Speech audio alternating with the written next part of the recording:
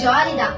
ஏன்னா நம்ம விபிஎஸ் போலாம், அங்க ஃப்ரெண்ட்ஸ் கூட சேர்ந்து ஆடலாம், பாடலாம், விளையாடலாம்.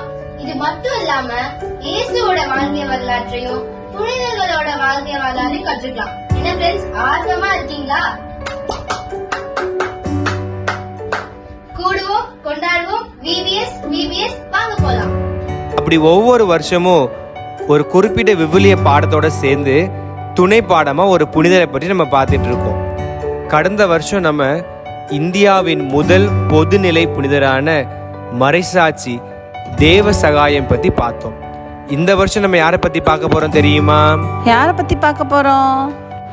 இந்த வருஷம் தனது எளிமையான வாழ்வுனால தனித்தடம் படைத்து சாதனையாளராக இருந்த திருத்தந்தை புனித 2ஆம் யோவான் பவுல் அவர்களோட வாழ்க்கை வரலாறு தான் பார்க்க போறோம்.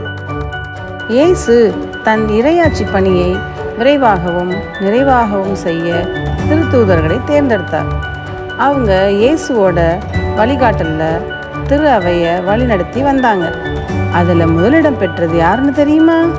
அவர்தான் திருத்தூதர் பேதுரு. இவரை பற்றி தான் இயேசு மத்தேயு நற்செய்தி 16வது அதிகாரத்தில் 18வது வசனத்தில் உன் பேரு பேதுரு, இந்த பாறையின் மேல் என் திரு அவையை கட்டுவேன்னு சொன்னாரு. சரி, எனக்கு ஒரு சந்தேகம்.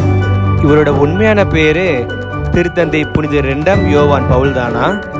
அவரது உண்மையான பேரு கரோல் ஜோசப் வைதிவா.